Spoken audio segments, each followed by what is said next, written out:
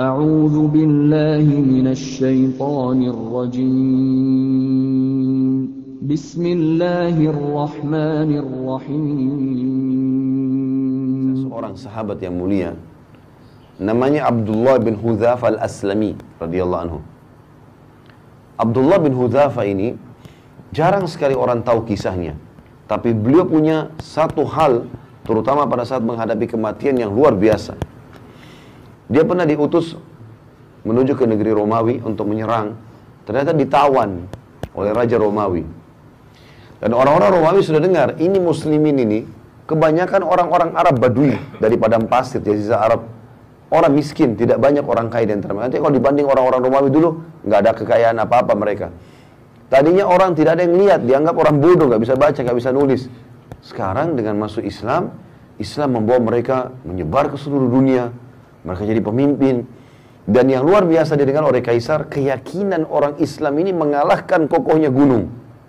Halal, halal, haram, haram. Asal dia sudah belajar, dan dia memang sudah yakin dengan itu, nggak bisa digoyahkan. Sampai mati pun. Maka Kaisar waktu tawan sahabat-sahabat ini, pimpinannya adalah Abdullah bin Hudzafa radhiyallahu anhu. Kata Kaisar, mana pimpinannya? Ini si Abdullah. Dipanggil sama Kaisar, di depan teman-temannya semua. Waktu itu kita perlu tahu teman-teman, Kaisar Romawi menguasai setengah dunia. Kekuasaannya ini bukan kayak cuma Indonesia saja. Seluruh setengah dunia ini dikuasai sama dia. Kerajaan Romawi dulu terkenal, Bizantium Romawi. Kata Kaisar, hai Abdullah, kalau kau mau pindah ke Nasrani, masuk agama Nasrani, saya akan kasih kau setengah kerajaanku. Sekarang kau langsung jadi raja. Teman-teman bayangkan kalau kita ada orang punya 100 miliar, lalu dia bilang, saya kasih kamu 50 miliar, pindah agama. Ya. Mungkin orang-orang yang lemah imannya, 50 miliar tadinya mungkin 1 juta pun susah dipegang.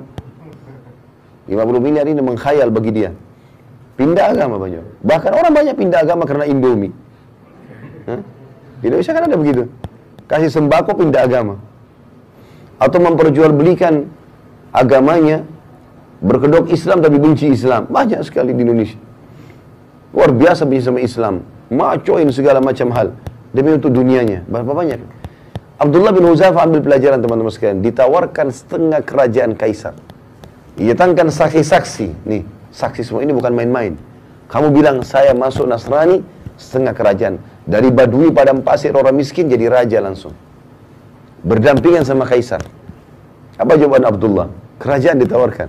Dan ini tidak main-main, serius. Akan dikasih kerajaan. Kata Abdullah, wahai Kaisar, jangankan setengah kerajaan Anda, seluruh kerajaan Anda, seluruh kerajaan Arab dan Ajam, semua kerajaan di muka bumi ini, mau orang Arab, mau orang selain Arab, dan kerajaan Anda pun semuanya kalau saya dikasih untuk meninggalkan agama saya sekejap mata, sekedip mata saja, tarfata'in dalam bahasa Arabnya, tidak akan saya lakukan. Tidak bisa. Ini ngalahin kokohnya gunung, teman-teman sekalian, imannya luar biasa gitu. Sayangnya sebagian kita hanya seperti kerupuk, diketuk pecah, gitu. Maka waktu itu Kaisar ini punya anak perempuan, orang bule, ya. Kalau kita sekarang sering ucapkan begitu, yang terkenal kecantikannya, masih gadis, tinggi, putih, cantik, fitnah bagi laki-laki.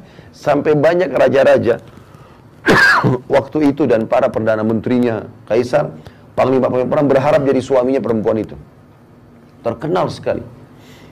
Dikeluarkan oleh Kaisar, dulu di sebelahnya, hai Abdullah, setengah kerajaanku dan nikahi anakku.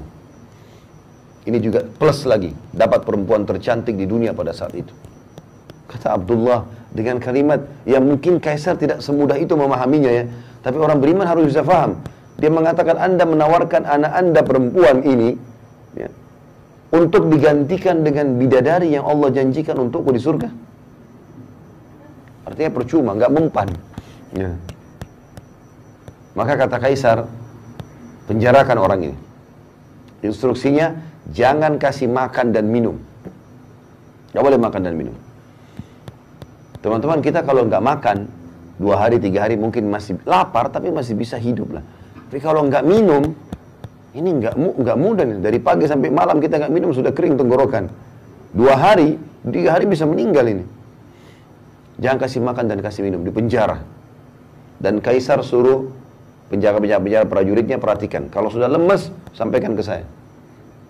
3 hari 3 malam gak makan gak minum. Sampai dikatakan dalam kisah ini Abdullah kepalanya mulai melemas, condong ke kiri. Udah lemas gitu, gak ada minum, gak ada makan. Lalu pada saat itu kata prajuritnya Kaisar sudah lemas. Kata Kaisar, masukkan babi dan khamr di penjaranya. Sekarang di babi. Ini bukan babi sembarang ya, babi masakannya buat Kaisar. Jadi babi dengan bumbu yang wangi, nampan yang bagus, segala macam, menggoda luar biasa. Dan dalam kondisi dia lapar. Kemudian khamr di kendi yang memang punya Kaisar. Tempatnya itu bukan sembarangan, dari emas. Taruh di situ. Subhanallah, sampai 3 hari ke depan, sampai daging babi itu menjamur, gak disentuh sama Abdullah. Padahal sudah mau mati. Gak bisa. Gitu. Kata prajuritnya, gak disentuh Kaisar. Sampai berjamur tuh babi. Panggil dia, panggil. 6 hari sekarang gak makan, gak minum. Ini luar biasa ini. Lalu kata Kaisar, kenapa kau gak makan dan minum? Kata Abdullah jawabannya, saya tahu dalam agama saya sekarang sudah halal tuh babi dan khamr. Karena saya akan mati kalau saya gak makan. Tapi demi Allah saya tidak akan biarkan kau menghina agamaku. Sama raja dunia dia ngomong ini. Saya demi Allah tidak akan membiarkan kamu menghina agamaku. Kaisar bilang, kalau begitu saya akan bunuh kamu. Tapi bukan bunuh biasa.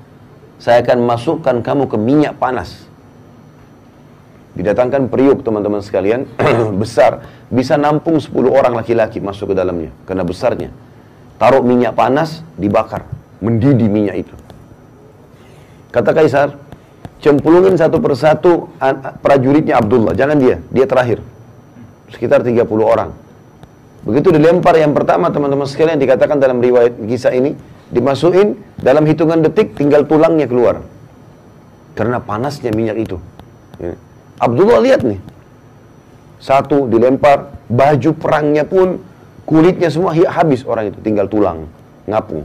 Lempar yang kedua, begitu lagi. Yang ketiga, begitu lagi. Penuh dengan tulang-tulang manusia dan darahnya nih, minyak. Mendidih. Pas giliran Abdullah, dengan lemesnya lagi ditarik, netesin air mata Abdullah. Kata Kaisar, udah netesin air mata nih. Mungkin mau berubah. Kata prajurit Kaisar, nangis. Berarti mungkin mau berubah. Panggil. Hai Abdullah, jadi pindah Nasrani? Dia bilang, tidak demi Allah. Lalu kenapa kau nangis? Saya menangis karena saya menyesal hanya punya 1 nyawa. Saya berharap punya 1000 nyawa, semuanya kau cemplungin ke minyak itu. Untuk mati menuju ke akhirat. Bagaimana orang beriman teman-teman faham masalah ini? Nggak ada yang goyahkan dia, dunia ini sebentar. Antum tarik kisah ini kepada penyakit yang sedang kita alami. Utang yang belum kita lunasi. Permasalahan rumah tangga yang kita hadapi. Seberat apa itu dibandingkan Abdullah ini? Nggak ada nilainya. Tapi dia begitu yakin ada Tuhannya Allah. Dan dia yakin dunia ini hanya sebentar, dia akan menuju ke akhirat.